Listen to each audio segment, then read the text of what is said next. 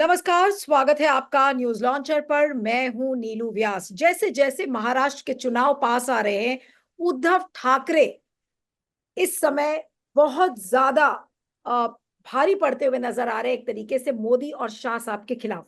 कल पुणे में जब उन्होंने एक भाषण दिया, वो भाषण मेरे ख्याल से अभी तक का सबसे अग्रेसिव भाषण उद्धव ठाकरे का था, जिसमें कि उन्होंने बहुत सारे विश्लेषणों का इस्तेमाल किया और एक से एक बातें उन्होंने मोदी और शाह साहब के बारे में कही।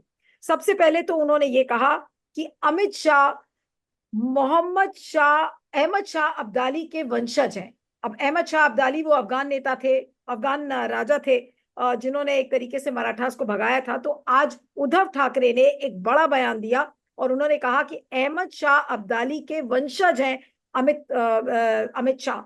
और ये बहुत ही तीखा कटाक्ष उन्होंने अमित शाह के लिए किया है। और जिस तरीके से तोड़फोड़ की राजनीति जो महाराष्ट्र में की गई, आज उसी को लेकर ये एक बड़ा भयानक बयान उन्होंने दिया है।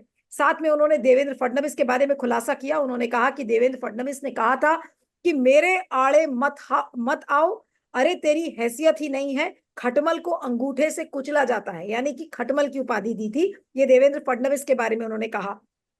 साथ में उन्होंने ये भी कहा कि नवाज शरीफ के साथ केक खाने वाले लोग हमें हिंदुत्व सिखाएंगे, यानी कि हिंदुत्व की राजनीति पर भी एक कड़ा कटाक्ष किया। और ये मोदी जी के ऊपर डायरेक्ट प्रहार उन्होंने किया कि नवाज शरीफ के साथ केक खाने वाले लोग हमें क्या हिंदुत्व सिखाएंगे।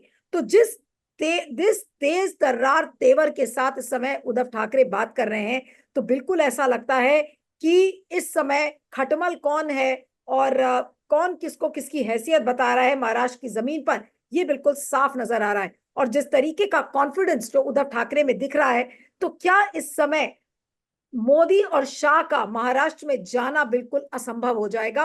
और उद्धव ठाकरे ने एक ऐसी जमीन तैयार कर दी है जिससे कि मोदी और शाह महाराष्ट्र में पैर रखने से कतराएंगे। आज इसी सब पर हम बातचीत करेंगे। हमारे साथ शिवसेना उद्धव ठाकरे कैंप के प्रवक्ता और नेता किशोर तिवारी जी जुड़ रहे हैं। किशोर जी, आपका बहुत बहुत स्वागत है। Thank you so much for joining. और जो पहला सवाल है कि ये जो तेज तर्रार तेवर उद्धव ठाकरे के किशोर जी दिख रहे हैं, उसका राज क्या है? और आज एक ऐसा तीखा प्रहार मोदी जी और अमित शाह पर जो किया है उन्होंने, क्या कहेंगे इस पर? जी। नहीं, अमित शाह जी पे जो कुछ कहा, उसके पहले अमित शाह जी पुणे में आके उन्होंने सारी हदें अब पार कर ली थी अपने भाषण में, जबकि वो एक गृह मंत्री है।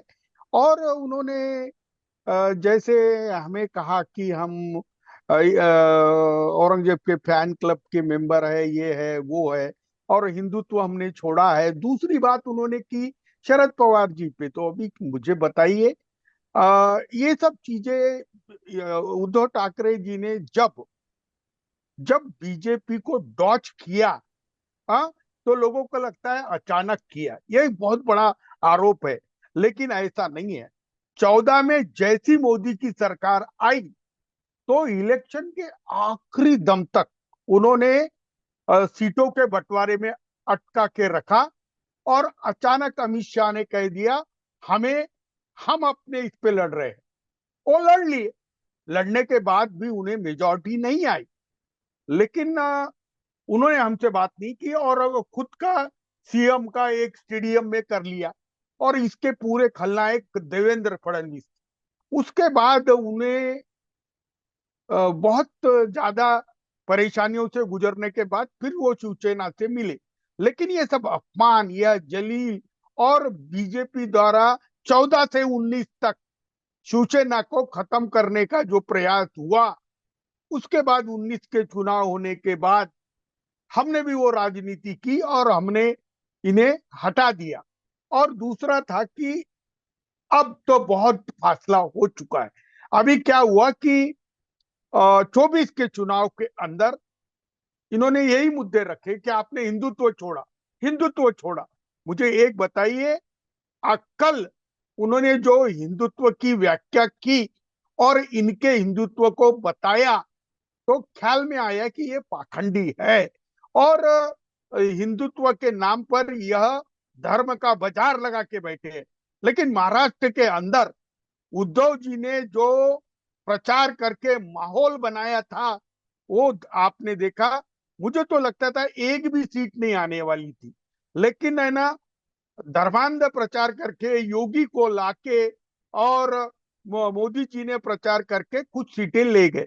लेकिन आने वाले समय पे लोग, इनका जो महाराष्ट्र में शासन है उससे पीड़ित है। लेकिन आपने ये कहा कि मोदी और अमित शाह अगर प्रचार को जाने को भी घबराएंगे, मैं ऐसा नहीं कहता हूं। मैं कहता हूं जहां जहां अमित शाह और नरेंद्र मोदी जी भाषण देंगे, वहां हमारी जीत निश्चित हो जाएगी। दूसरे जो किशोर उनके जी, एक चीज और भी है। एक एक चीज और भी है कि क्या आज वाकई में उद्धव ठाकरे के इस भाषण के बाद मोदी और शाह के पसीने छूट गए हैं एक तरीके से? क्योंकि उद्धव ठाकरे ने खुला चैलेंज दिया है, और खुला चैलेंज का मतलब ये है कि उन्होंने ये कहा है कि अगर मोदी में इतनी गर्मी है तो आ जाओ मुंबई, सारी गर्मी उतार देंगे। क्या ये चैलेंज मोदी जी एक्सेप्ट करेंगे? क्योंकि ये बड़ी बात कही है उद्धव ठाकरे ने, ये मामूली बात नहीं है कि भाई आ जाओ, सारी तुम्हारी गर्मी में मुंबई में उतार देंगे। क्या हुआ है कि महाराष्ट्र के हितों की रक्षा नहीं हो रही, यह बात बहुत दूर तक चली गई। महाराष्ट्र से उद्योग ले जाके चले गए। महाराष्ट्र पे अभी ये आक्रांता बोल के दिख रहे हैं। जिस तरीके से वो बॉम्बे के एयरपोर्ट के बाद वहां की जो सबसे बड़ी बस्ती है, उसको भी वो अडानी सिटी के लिए ले जा रहे हैं। आप ये बहुत बड़ी बात है। इससे क्या होगा कि आप कर क्या रहे हैं, तो ये आक्रांता बोलकर साबित हो चुके हैं। दूसरा, इन्होंने, मैं आपको बता रहा हूं नीलू जी, हाँ, हर 19 से लेके इन्होंने, जब इनकी सत्ता चले गई तो किसी भी हालत में सत्ता किस लिए चाहिए थी इनको, जो इन्होंने सरकार गिरा दी। इनके सरकार गिराने के बाद जिसको ज्यादा भ्रष्टाचारी बोलते थे अजित पवार को भी ले लिए। निरंकुश सत्ता, सत्ता इसीलिए चाहिए थी कि ये लूटपाट मचाए। और अभी जो लूटपाट चल रही है, तो मेरा ये आरोप है कि अडानी के अफसर कैबिनेट की मीटिंग में रहते हैं। और बंबई में एक मालवीय बोलकर एक अपॉइंट किए हुए आदमी है। जब तक सेंट्रल का कंट्रीब्यूशन जाता नहीं है कमीशन का अमित शाह को, तो ये सब चीजें बहुत दूर तक चली गई। रही बात उद्धव ठाकरे की, तो उद्धव जी ने ये चैलेंज पहले ही स्वीकार कर लिया है। उनके परिवार को देखो, अब देवेंद्र फडणवीस को ने बहुत प्रयत्न किया कि आदित्य ठाकरे को, वो सिनेमा के लोग कुछ मरे थे तो उसके अंदर 302 में फंसाने का ट्राई किया। उद्धव जी को करप्शन के चार्जेस में फंसाने का ट्राई किया, और ये विफल रह गए। बहुत उन्होंने घिनौनी राजनीति की। महाराष्ट्र में ऐसा कभी होता नहीं था। हाँ, आपको जेल में रखा जाए, किशोर जी, जेल के आपको अंदर क्या प्रताड़ित। लगता है कि जो अभी जो मौजूदा अवस्था है, हर जगह मोदी और शाह को ये लगता है कि वो 5 किलो राशन देकर और लाडली बहना का देकर क्या वो जनता को खरीद सकते हैं? जिस बात को भी लेकर कल उद्धव ठाकरे ने ये कहा कि चुनाव के पहले ये लाडली और लाडला योजना ला रहे हैं, इनको लगता है कि महाराष्ट्र की जनता को वो खरीद लेंगे। क्या ये जो सेंट्रल वेलफेयर स्कीम्स हैं, क्या ये अब कामगार साबित होंगी महाराष्ट्र की धरती पर? क्या महाराष्ट्र के लोग मोदी जी के इन स्कीमों को लेंगे और अपनाएंगे, और बीजेपी को लगता है कि वोट करेंगे? नहीं, ये एक बात मैं क्लियर कर रहा हूं कि महाराष्ट्र के लोगों ने तो डिसाइड कर लिया है कि देवेंद्र फडणवीस के नेतृत्व में कुछ भी होगा, या गद्दार हमारे एकनाथ शिंदे के इसमें होगा, वो उनको बदलना चाहते हैं। लेकिन मैं एक बात बताना चाहता हूं कि किसानों की एक बहुत बड़ी समस्या है। किसान की आत्महत्या ये महाराष्ट्र में बहुत बड़ा मुद्दा है, और बीजेपी ने 10 साल में कोर इश्यू को एड्रेस किया नहीं। और अभी जो फाइनेंस मिनिस्टर है, उन्होंने जो बजट दिया उसमें भी कोर इशू को उन्होंने एड्रेस किया नहीं। तो महाराष्ट्र के कोर इशू है रूरल इकोनॉमी का कोलैप्स होना। महाराष्ट्र की जो मेन फसलें हैं, कपास, सोयाबीन, गन्ना और वो ओनियन, इसके किसानों में एक आक्रोश है। दूसरा, रूरल इकोनॉमी के अंदर अभी ये सरकार जो पैकेजेस की बात कर रही है, तो मैं बताता हूं कि महिलाओं को 1,500 से कुछ नहीं होगा।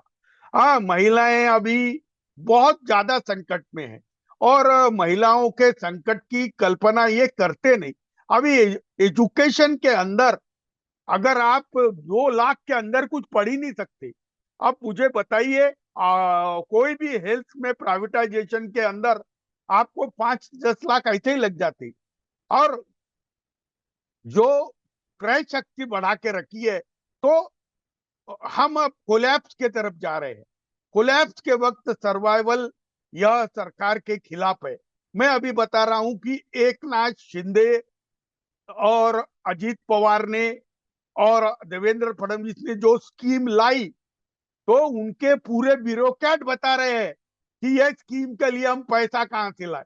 आज ही मेरे पास एक पालक आए थे कि वो कह रहे थे कि बेटी का पढ़ाई मुफ्त कर दी है। हाँ, लेकिन मेरी बेटी के लिए वो कॉलेज वाले कहते हैं कि 5 लाख भरो। मैंने कॉलेज के जो प्रमुख लोग हैं उनको फोन किया, उन्होंने कहा कि जीआर तो आ गया, लेकिन उसके बाद कोई डायरेक्शन ही नहीं है।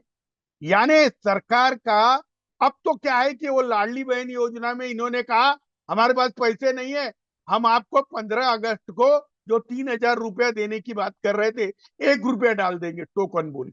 यानी क्या है कि आने वाली सरकार किसी भी प्रकार से कुछ करे ना। अब देखिए, उद्धव जी के भाषण को लेके आपने मुझे पूछा है।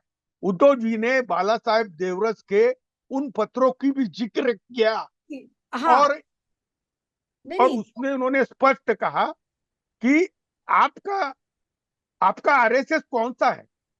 हाँ, मैं तो वो राहुल जी ने चक्रव्यूह में मोहन भागवत को डाला था। मैं हम्म, तो बोलता हूँ मोहन भागवत धृतराष्ट्र बन के बैठे हैं। हाँ, हम्म, वो तो अंधे है। वहां पर वो कौन था, होश भले है ना, उसको डालना चाहिए, जो हम्म। इनका आदमी है। देखो, आरएसएस जितना प्रताड़ित हो रहा है, उससे तो कम शिवसेना हुई थी। अभी कैसा चल रहा है कि लेकिन इन लोगों ने, हाँ, नहीं नहीं, बोलिए ये बात तो बोलिए। है और कई बार इसको हम लोग डिस्कस भी कर चुके हैं। लेकिन अभी जो उद्धव ठाकरे का बयान है जिसमें कि उन्होंने ये कहा कि वो अहमद शाह था, ये अमित शाह है, मैं उनसे नहीं डरता हूं, मैं उन्हें अब्दाली कहूंगा। ये उद्धव ठाकरे ने एक तरीके से इसको, आप चेतावनी कहेंगे या धमकी कहेंगे, कि धमकी दे दी है बीजेपी को कि आओ भाई, आ जाओ मेरे मैदान में चाहो तो। देखिए, उद्धव ठाकरे ने हेड ऑन ले चुके हैं, और अहमद शाह भी आक्रांता थे, और इन्होंने लूट मचाई मराठों की। से ज्यादा उन्हें मराठो साम्राज्य का जो संपत्ति दिख रही थी उसकी लूट मचाई थी। और अमित शाह जी भी वही है, उन्होंने बंबई की लूट मनाई, महाराष्ट्र के सारे उद्योग ले जा रहे। अमित शाह हमेशा करना क्या चाहते हैं? अमित शाह महाराष्ट्र तरीके राज्य को लूट के ले जा रहे हैं, और अहमद शाह जाली भी वही थे। अब उन्होंने नामांकन कर दिया है, तो हम तो अब अमित शाह नहीं बोलेंगे, हाँ, उनको अब जाली बोलेंगे। दूसरी बात है, हमारा भी अब एक ही लक्ष्य लेके हम चल रहे हैं कि इन सब तड़ीपार लोगों को हम तड़ीपार ही करेंगे महाराष्ट्र से। ओ, और देखिए, देखिए बहुत सारी बातें हैं, हाँ, और बहुत सारी बातों का खुलासा समय के साथ होगा। लेकिन मैं आपको बता देता हूं, क्योंकि नीलू जी, मैं आरएसएस बैकग्राउंड से आता हूं, मैं बीजेपी में था और बहुत अंदर के सर्कल में था। 14 में मैं मोदी जी के साथ था। सीएजी के जितने भी वो जो मिनिमम कॉमन प्रोग्राम था, जिसपे मोदी जी कहते थे, वो प्रोग्राम हमने दिया था। और मोदी जी के सरकार में भी काम किया मैंने। महाराष्ट्र में किसान मशीन का मिशन का चेयरमैन था, और हमारे लोग ही ब्यूरोक्रेट उन्होंने दिल्ली में भी रखे थे। लेकिन मोदी जी की सोच और काम करने की पद्धति, इस वजह से आज जितने बीजेपी में अनरेस्ट है उससे ज्यादा और कहीं नहीं है। लेकिन रीजनल पार्टियों को खत्म कर दे रहे थे। उन्होंने मुझे क्योंकि कई बार कहा जो कि उद्धव ठाकरे की स्ट्रैटेजी है, अगर आप बहुत ध्यान से देखें तो वो जनता को भी मैसेज दे रहे हैं और साथ में मोदी और शाह को भी आड़े हाथों ले रहे हैं। कल जैसे उन्होंने कहा कि अगर हम कांग्रेस के साथ गठबंधन करते हैं तो क्या हम हिंदू विरोधी हो जाते हैं, ये उन्होंने जनता से भी पूछा है और मोदी और शाह को भी आड़े हाथों लिया। फिर उन्होंने कहा कि तो फिर आपके राजनीतिक पिता श्यामा प्रसाद मुखर्जी मुस्लिम लीग के साथ कंधे से कंधा मिलाकर क्यों बैठे थे? जम्मू कश्मीर में महबूबा मुफ्ती के साथ सरकार बनाकर आप क्या कर रहे थे? तो ये जो सवाल उन्होंने किए हैं, ये जनता और मोदी और शाह दोनों के लिए है। तो ऐसे में अब आपको क्या लगता है कि जब इसी तेवर के साथ, और ये मेरा आपको आखिरी सवाल है, कि अगर इसी तेवर के साथ जनता के बीच में उद्धव ठाकरे जाएंगे और इंडिया अलायंस के बिहाफ पर वो बात करेंगे, तो क्या मोदी और शाह महाराष्ट्र की जनता को मुंह दिखाने काबिल बचेंगे? और ऐसे में उनकी राजनीतिक जमीन का क्या होगा? क्या एक सुपड़ा साफ होने वाला है बीजेपी का आने वाले महाराष्ट्र के विधानसभा चुनाव में? नहीं, एक बात तो तय हो चुकी है कि ये ये नेरेटिव उन्होंने बहुत चलाया कि शिवसेना ने हिंदुत्व छोड़ दिया है। हाँ, लेकिन ये नेरेटिव लोकसभा में चला नहीं ना। हाँ, कांग्रेस का स्ट्राइक रेट सबसे अच्छा निकला, और जो कांग्रेस को ये नकार रहे थे, और पहली बार सबसे ज्यादा मुसलमानों ने उद्धव जी को वोट किया, दलितों ने किया और हिंदुओं ने नहीं किया। अब हम तो कहीं नहीं है, अभी हमने पब्लिक में डाल दिया है। लेकिन बीजेपी जो कहती है, हाँ, मंगलसूत्र और बहस और क्या क्या और टोटी, हाँ, वो बीजेपी उनके साथ ही राज करती थी, ये नहीं, मैं बता रहा हूं। किशोर लेकिन जी एक उद्धव आखिरी जी, सवाल, किशोर जी एक आखिरी सवाल चलते चलते, कि जो उद्धव ठाकरे ने अहमद शाह अब्दाली की उपाधि दी है अमित शाह को, आपको डर नहीं है या आपकी पार्टी को डर नहीं है कि इस समय उद्धव ठाकरे के खिलाफ कोई एक्शन हो सकता है, एफआईआर दर्ज करा सकती है बीजेपी? क्या कर लेगी, क्या बिगाड़ सकती है उद्धव ठाकरे का? नहीं, अमित शाह जी को उन्होंने अहमद शाह अब्दाली की जो उपाधि दी, उससे तो बेचारे अब्दाली साहब का ये हुआ, ये तो नरसंहार कर कर आए हुए हैं। ये तो उससे भी क्रूर है, ये किसी को भी नहीं छोड़ते। मैं अभी बता रहा हूं कि अमित शाह ये राष्ट्र को खतरा है, और अमित शाह से महाराष्ट्र को बचाने के लिए अभी जो युद्ध है उसका तो उन्होंने कर दिया। लेकिन एक बात मैं बता रहा हूं, बाला साहेब ठाकरे से ज्यादा प्रबोधनकार ठाकरे के सामाजिक न्याय के लड़ाई के लिए वो अग्रसर है, और वो उनकी सोच पूरी क्लियर है।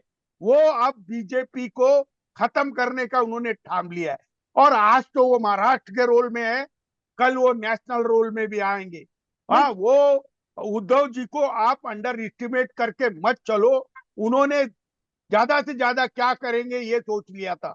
जब उनके घर पर 302 में अरेस्ट करने की बात हो रही थी, जब उनके अभी भी, हाँ, उन पर पूरे आघात होने की, उनको उनको तो पूरा अलर्ट किया है, और हमारे ही लोग उनके पूरे मैसेंजर है कि अभी भी वो कह रहे हैं कि लौट आ जाओ, लौट आ जाओ।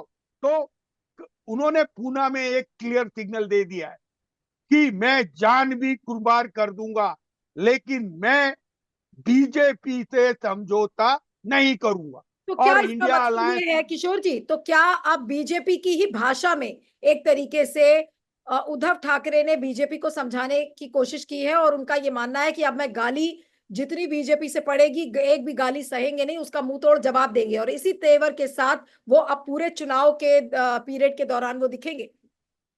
नहीं नहीं, भारत के प्राइम मिनिस्टर और गृह मंत्री जिस प्रकार की निचली भाषा का प्रयोग करते हैं, हाँ, वैसे उद्धव जी कभी नहीं करेंगे। एक बात मैं बोल रहा हूं, उद्धव जी ने जो कुछ कहा उसके पीछे एक संदर्भ है, उसके पीछे एक कड़वा सत्य है, जिसमें महाराष्ट्र को ये लोग खत्म करने जा रहे हैं। ये महाराष्ट्र की सारी जमीन हथियाना चाहते हैं, बंबई में अडानी का राज लाना चाहते हैं, और उद्धव जी ने सारे तथ्य रखकर लोगों को आगाह किया है कि हमें अभी दूसरी आजादी की लड़ाई में उतरना है, और जो लोग हमें खून देंगे यानी उद्धव जी को साथ देंगे, उनको वो आजादी दिलाएंगे, ये मैं अश्योर करता हूं। चलिए, तो देखना होगा। इसी तेवर के साथ अब निकल पड़े हैं उद्धव ठाकरे, और आड़े हाथों ले रहे हैं बीजेपी को, और खासकर अमित शाह और नरेंद्र मोदी को, और उन्हीं की भाषा में समझाने की कोशिश कर रहे हैं। ऐसे में अब क्या करेंगे अमित शाह और नरेंद्र मोदी, महाराष्ट्र को लेकर क्या रणनीति बनाते हैं? क्योंकि उद्धव ठाकरे को अगर आप देखें, तो जैसे अंग्रेजी में एक कहावत है कि द टाइगर रोर्स, तो टाइगर ने दहाड़ना शुरू कर दिया है, लेकिन टाइगर की दहाड़ से कितने थरथरा पाएंगे मोदी और शाह, ये देखना होगा। आपका बहुत बहुत शुक्रिया। Thank you so much Kishore Tiwari ji. Thank you very much for joining on news launcher. Thank you sir.